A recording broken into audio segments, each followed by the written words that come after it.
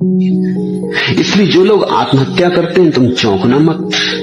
तुम ये मत सोचना कि इन लोगों ने आत्महत्या कर ली, बात क्या है। आदमी तो जीना चाहता है, ये मर कैसे गए। ये बहुत बुरी तरह जीना चाहते थे, बड़ी प्रगाढ़ता से जीना चाहते थे। इनकी शर्तें बड़ी थी, जिंदगी पूरी न कर पाई। ये जिंदगी से नाराज हो गए। ये जिंदगी को तो न मिटा पाए, जिंदगी को मिटाने के लिए तत्पर हो गए थे, अपने को मिटा ले। मगर इनकी आत्महत्या में जीवन की आकांक्षा है, जीवेशना। जब तुम जीवन की आकांक्षा छोड़ देते तब तुम चकित हो जाओगे कि उसके साथ ही साथ मृत्यु की आकांक्षा भी छूट जाए। जिस व्यक्ति के जीवन को जीवेशना से छुटकारा मिल गया, जो अभी राजी है कि मौत आ जाए तो तैयार पाए, जो ये भी नहीं कहता कि कल मुझे जीना है, उसे तुम कभी आत्महत्या करता ना पाओगे। हालांकि तुम्हें लगेगा कि इसे तो आत्महत्या कर लेनी चाहिए। जब ये आदमी कहता है कि मुझे जीने का कोई सवाल नहीं, तो इसे आत्महत्या कर लेनी चाहिए। लेकिन आत्महत्या तभी की जाती जब जीने की बड़ी गहरी आकांक्षा हो। ये आत्महत्या भी क्यों करे, मरने की भी हसरत न रही, उतनी आकांक्षा भी नहीं है, न किसी वस्तु की इच्छा करता। क्योंकि जिसने भक्ति को जान लिया वस्तुएं व्यर्थ हो गई। तुम जब कभी प्रेम को जानते हो तब भी वस्तुएं व्यर्थ हो जाती। जिससे बचोगे वो पकड़ लेगा, जिसको हटाओगे वो आ जाएगा, जिसको कहोगे मत आओ वो समझ जाएगा कि डर गए हो, आना जरूरी है, तब वो आ जाएगा। चित्त से लड़ना, चित्त के विचार से लड़ना आत्मघातक है, फिर वही उलझन हो जाएगी। इससे बचना जरूरी है। बचेंगे कैसे? बचने के लिए आवश्यक है कि विचार से लड़ो ही मत। सेक्स से मुक्त होना हो तो सेक्स से लड़ो मत, साक्षी बनो। क्रोध से मुक्त होना हो लड़ो मत, साक्षी बनो। जिससे मुक्त होना हो उसे देखो और जानो कि मैं पृथक हूं, वो पृथक है। दूरी है, फासला है, दोनों के बीच अनंत फासला है। मैं अलग हूं, वो अलग, और सच्चाई यही है। और जितनी ये स्पष्टता गहरी होगी कि मैं अलग हूं, उतनी हंसी आएगी कि मैं किससे लड़ूं। जो जिससे कोई झगड़ा ही नहीं, जिससे कोई संबंध नहीं, उससे लड़ने की जरूरत क्या है।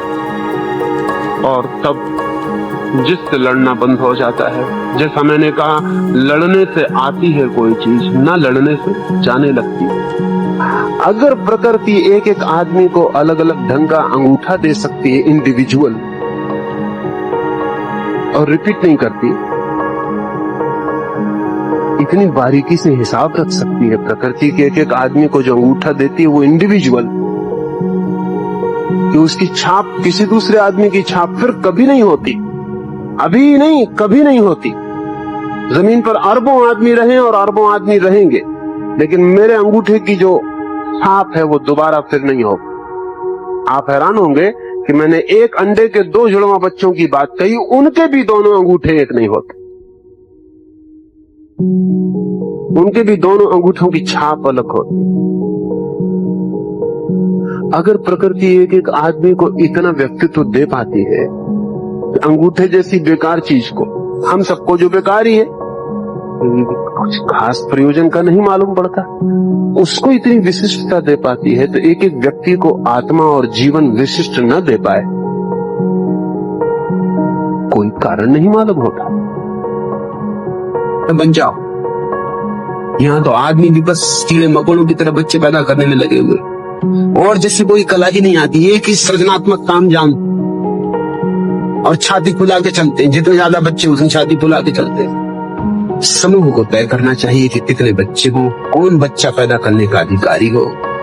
हर एक को अधिकार नहीं होना चाहिए। तो मनुष्य की जाति में भी बुद्धों, महावीरों, कृष्णों, आइंस्टीन, न्यूटन, एडिसन जैसे व्यक्ति बड़ी संख्या में पैदा हो सकते, मगर माँ बाप की तो एक चित्त होती। उन्होंने जो किया वही तुमसे करवाएंगे, उन्होंने विवाह किया तो तुमसे भी करवाएंगे। उनकी आकांक्षाएं हैं बड़ी। तुम्हारी माता राम की इच्छा होगी कि नाती पोते देख, अरे मोहल्ले पड़ोस में जाकर देख लो, क्यों इस बेचारे को फंसा रहे? नाती पोती देखने तो किसी की भी देख लो, नहीं लेकिन इसकी नाती पोते देखने होंगे, जैसे इसकी नाती पोतों में कुछ खास सोना चांदी लगा हो। माँ बाप की आकांक्षाएं खुद की अधूरी रह जाती है। वो बच्चों के कंधों पर रख के बंदूक चला, वो फिक्र करते यह बन जाओ वह बन जाओ,